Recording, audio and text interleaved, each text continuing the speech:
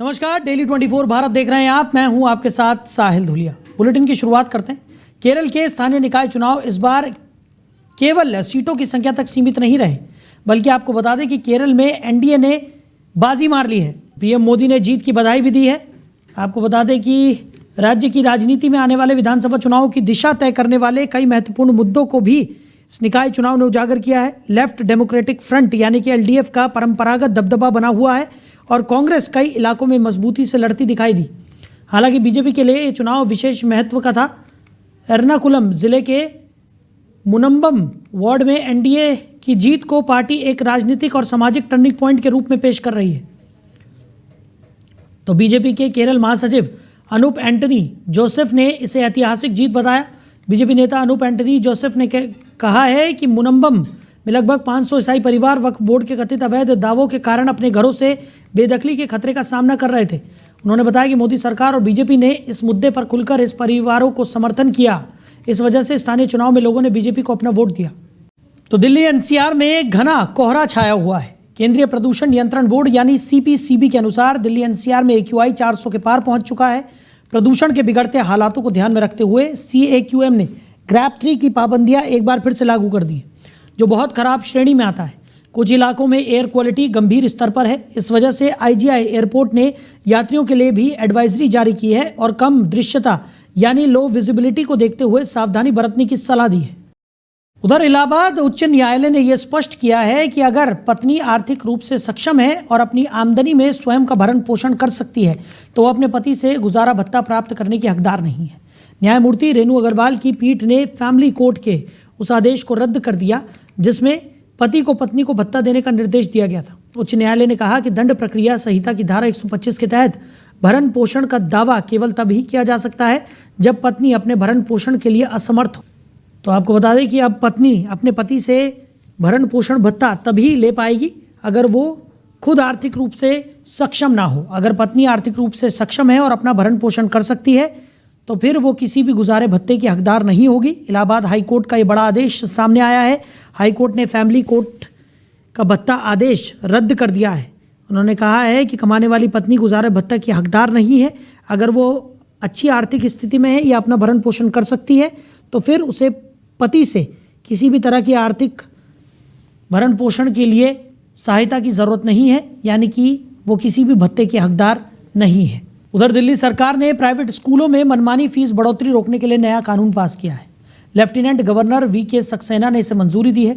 नए नियम के तहत स्कूलों को फीस बढ़ाने से पहले अपना पूरा हिसाब किताब पेरेंट्स और अधिकारियों के सामने पेश करना होगा। इस कानून का उद्देश्य स्कूलों में फीस निर्धारण में पारदर्शिता लाना और पेरेंट्स के हितों की रक्षा करना है। इससे शिक्षा सस्ती होगी और अभिभावकों को अतिरिक्त बोझ और शोषण से बचाया जा सकेगा। तो दिल्ली सरकार के मंत्री आशीष सूद ने कहा है कि हमने दिल्ली स्कूल शिक्षा प्रणाली में फीस बिल पास करके एक कानून बनाया था और हमने कल इसके नियम नोटिफाई किए हैं।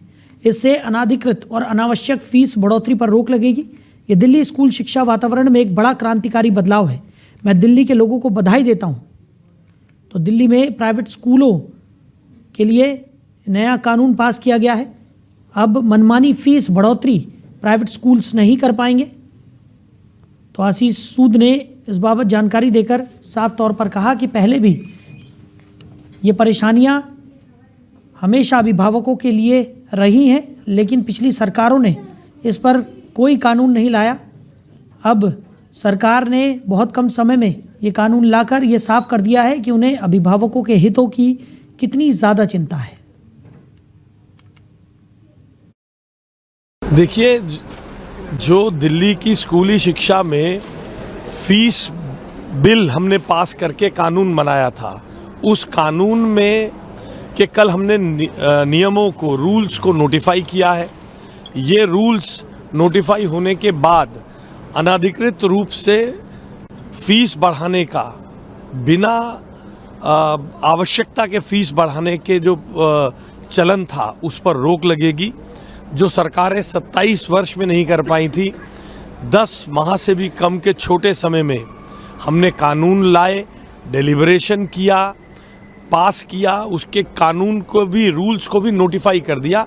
ये दिल्ली की स्कूली शिक्षा के वातावरण में एक बहुत बड़ा क्रांतिकारी बदलाव है। देखिए,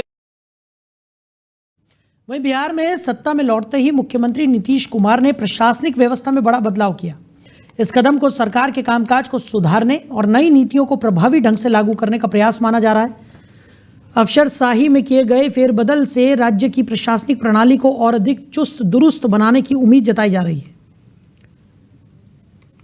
तो बदलाव नीतीश कुमार ने किया है, एक बड़ा प्रशासनिक बदलाव से माना जा रहा है। तो अफसरशाही में ये बड़ा फेरबदल हुआ है और शासन में सुधार की उम्मीद इस फेरबदल से लगाई जा रही है। उधर इंडिगो एयरलाइन ने उन यात्रियों के लिए बड़ा फैसला लिया है जो 3, 4 और 5 दिसंबर को उड़ान रद्द या विलंबित होने के कारण एयरपोर्ट पर फंसे रहे थे। एयरलाइन ने घोषणा की है कि ऐसे यात्रियों को 500 करोड़ रुपए से अधिक का मुआवजा दिया जाएगा। एयरलाइन ने बताया कि वो प्रभावित उड़ानों की पहचान कर रही है और जनवरी 2026 से सीधे यात्रियों से संपर्क करके रिफंड और मुआवजा प्रक्रिया शुरू करेगी। इंडिगो ने सुनिश्चित किया है कि ये प्रक्रिया पारदर्शी, सरल और परेशानी मुक्त होगी। एयरलाइन ने कहा कि इस रिफंड का लक्ष्य उन ग्राहकों को राहत देना है जिनकी उड़ानें प्रस्थान समय से 24 घंटे के अंदर रद्द की गई और जो एयरपोर्ट पर लंबे समय तक फंसे रहे। अधिकांश प्रभावित यात्रियों का रिफंड पहले ही जारी किया जा चुका है और शेष राशि जल्द ही भेज दी जाएगी। उधर ग्रेटर नोएडा में घने कोहरे के कारण ईस्टर्न पेरिफेरल एक्सप्रेसवे पर 2 अलग अलग स्थानों पर सड़क हादसे हुए। चक्रसेनपुर फ्लाईओवर पर 3 वाहन और समाधिपुर फ्लाईओवर पर लगभग 1 दर्जन वाहन आपस में टकरा गए। सूचना मिलते ही पुलिस घटनास्थल पर पहुंची और क्षतिग्रस्त वाहनों को हटाकर सुरक्षित जगहों पर खड़ा किया। हादसों में किसी के हताहत होने की खबर नहीं है और यातायात अब सामान्य रूप से चल रहा है। मामले में आगे की कानूनी कार्रवाई भी की जा रही है। तो सर्दी का सितम और धुंध का कहर अब साफ तौर पर देखने को मिलने लगा है। 15 से ज़्यादा वाहन पेरिफेरल एक्सप्रेसवे पर एक दूसरे से टकरा गए। कोहरे के कारण ईस्टर्न पेरिफेरल वे पर यह हादसा हुआ जहां कई वाहन एक दूसरे से टकरा गए। वहीं पुलिस को इस घटना की जानकारी दी गई। पुलिस मौके पर पहुंची और वाहनों को सुरक्षित जगह पर खड़ा किया गया। घायलों को अस्पताल पहुंचाया गया। बताया जा रहा है कि इन हादसों में हालांकि कोई गंभीर रूप से घायल नहीं हुआ है, लेकिन फिर भी कोहरे के चलते विजिबिलिटी काफ़ी कम हो गई थी, जिसकी वजह से यह हादसा हुआ और कई गाड़ियां आपस में टकरा गई। वहीं किसानों के लिए खुशखबरी है। केंद्र सरकार ने मखाना के विकास के लिए नई योजना को मंजूरी दे दी है। ये योजना 2025 और 2026 से 2030 और 2031 तक लागू होगी और इसके लिए कुल 476.03 करोड़ रुपए का बजट आवंटित किया गया है। कृषि एवं किसान कल्याण मंत्रालय के अनुसार इस योजना का उद्देश्य मखाना क्षेत्र में अनुसंधान और नवाचार को बढ़ावा देना, उन्नत गुणवत्ता वाले बीज तैयार करना, किसानों की क्षमता निर्माण करना, कटाई और कटाई के बाद प्रक्रियाओं में सुधार, ब्रांडिंग, निर्यात प्रोत्साहन और गुणवत्ता नियंत्रण पर ध्यान केंद्रित करना है। इस योजना के जरिए मखाना की उत्पादकता और गुणवत्ता में सुधार होगा, किसानों की आय बढ़ेगी और भारतीय मखाना को घरेलू और अंतर्राष्ट्रीय बाजार में मजबूत पहचान मिलेगी। राष्ट्रीय मखाना बोर्ड की पहली बैठक 12 दिसंबर को नई दिल्ली में आयोजित की गई, जिसमें केंद्रीय और राज्य सरकार पर योजना के क्रियान्वयन और बजट आवंटन की मंजूरी दी गई। बैठक में पारंपरिक और गैर पारंपरिक क्षेत्रों में मखाना की खेती बढ़ाने, बीज की आपूर्ति सुनिश्चित करने और ट्रेनिंग व अनुसंधान पर जोर दिया गया। बोर्ड ने खेती और प्रसंस्करण में नई तकनीकों, ग्रेडिंग, सुखाने, पॉपिंग, पैकेजिंग, ब्रांडिंग और निर्यात के लिए बुनियादी ढांचे विकसित करने पर भी ध्यान देने का फैसला किया। उधर अर्जेंटीना के मशहूर फुटबॉलर लियोनेल मेसी भारत पहुंच चुके हैं और शुक्रवार को उन्होंने कोलकाता का दौरा किया, जहां सॉल्ट लेक स्टेडियम और हयात रीजेंसी होटल के बाहर उनके प्रशंसकों की भारी भीड़ जमा थी। ये दौरा उनके greatest of all time tour India 2025 का पहला चरण है। इसके तहत जल्द ही मुलाकात और अभिवादन कार्यक्रम और उनकी डिजिटल प्रतिमा का उद्घाटन भी किया जाएगा। प्रशंसक मेसी को देखने के लिए बेहद उत्साहित हैं। कुछ महिला फैंस ने तो अपने हनीमून प्लान तक रद्द कर दिए। एक महिला प्रशंसक ने बताया कि हाल ही में शादी हुई है, लेकिन मेसी को देखने की इच्छा के चलते हनीमून को टाल दिया। उन्होंने कहा कि वो पिछले 10 से 12 वर्षों से मेसी की बड़ी फ़ैन है। एक अन्य महिला ने भी कहा कि उन्होंने शादी के तुरंत बाद हनीमून रद्द कर दिया क्योंकि मेसी की यात्रा उनके लिए बेहद खास है और वो उन्हें 2010 से फॉलो कर रही हैं। तो संघ लोक सेवा आयोग यानी यूपीएससी ने दिव्यांग उम्मीदवारों के लिए परीक्षा केंद्र संबंधी नई सुविधा की घोषणा की है। अब दिव्यांग उम्मीदवार अपनी सुविधा और पसंद के अनुसार परीक्षा केंद्र चुन सकेंगे। यूपीएससी अध्यक्ष अजय कुमार ने बताया कि पहले दिल्ली, कटक, पटना और लखनऊ जैसे लोकप्रिय केंद्र जल्दी भर जाते थे, जिससे दिव्यांग उम्मीदवारों को परेशानी होती थी। नई व्यवस्था के तहत पूरी क्षमता भर जाने के बाद भी दिव्यांग उम्मीदवार अपने चुने हुए केंद्र को सुरक्षित रख पाएंगे। आवश्यकता पड़ने पर आयोग अतिरिक्त सीटों की भी व्यवस्था करेगा। उधर पंजाब में कांग्रेस से निलंबित नवजोत कौर सिद्धू ने मुख्यमंत्री भगवंत मान से अपनी सुरक्षा सुनिश्चित करने की मांग की है। उन्होंने मुख्यमंत्री की चुप्पी पर सवाल उठाते हुए आरोप लगाया कि उनकी सरकार ने शराब और खनन माफिया को बढ़ावा दिया। नवजोत कौर, जो पूर्व क्रिकेटर और पंजाब कांग्रेस के पूर्व अध्यक्ष नवजोत सिंह सिद्धू की पत्नी है, को मुख्यमंत्री की कुर्सी के लिए 500 करोड़ वाले विवादित बयान के बाद पार्टी से निलंबित कर दिया गया था। तो नवजोत सिंह कौर ने अपनी सुरक्षा की मांग सीएम भगवंत मान से की है।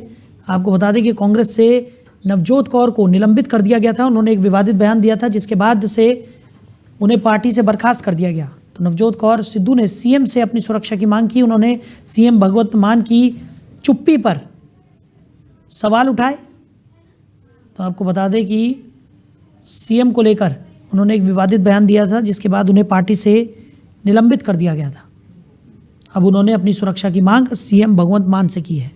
उधर कोलकाता के सॉल्ट लेक स्टेडियम में फुटबॉल स्टार लियोनेल मेस्सी के अचानक कार्यक्रम छोड़ने के बाद हुए हंगामे ने कई दर्शकों को नाराज भी कर दिया। फैंस की नाराजगी इतनी बढ़ गई कि उन्होंने स्टेडियम में कुर्सियां और बोतलें फेंकी।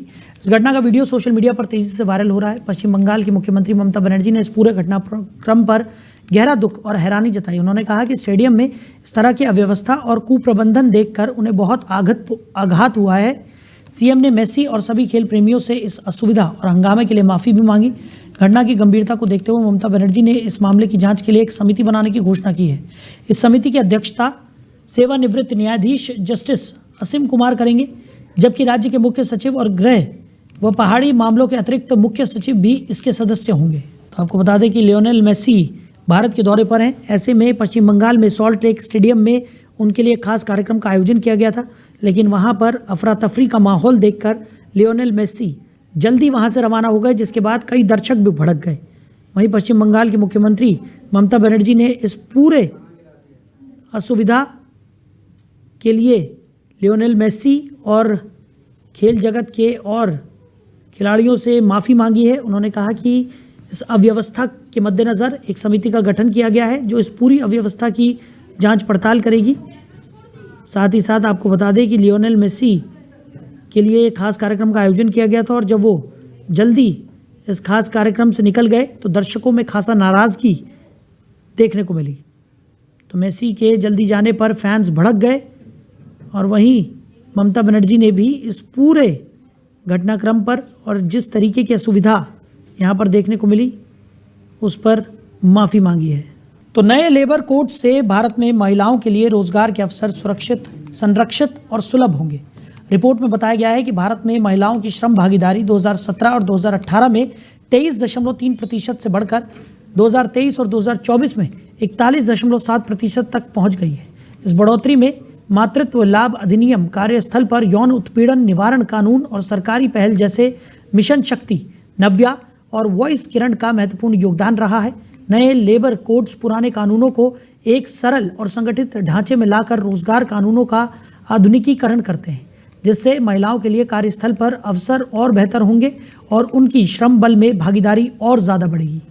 तो सामान्य प्रशासन विभाग की जांच में खुलासा हुआ है कि संतोष वर्मा ने राज्य प्रशासनिक सेवा से IAS में पदोन्नति पाने के लिए फर्जी और जाली दस्तावेज तैयार करवाए थे। उनके खिलाफ विभिन्न न्यायालयों में कई आपराधिक प्रकरण भी लंबित हैं। इस धोखाधड़ी और कूटरचित दस्तावेजों के आधार पर पदोन्नति लेना पूरी तरह गलत पाया गया है। सरकार ने इस मामले में स्पष्ट किया है कि इस प्रकार की गतिविधियां प्रशासनिक सेवा की नैतिकता और नियमों के खिलाफ है। IAS अधिकारियों की नियुक्ति और बर्खास्तगी का अंतिम अधिकार केंद्र सरकार के पास होता है। इसलिए राज्य सरकार ने संतोष वर्मा को IAS सेवा से बर्खास्त करने का प्रस्ताव केंद्र को भेजने का निर्णय लिया है। IAS सेवा से बर्खास्तगी किसी भी अधिकारी के लिए सेवा काल में सबसे कठोर दंड माना जाता है।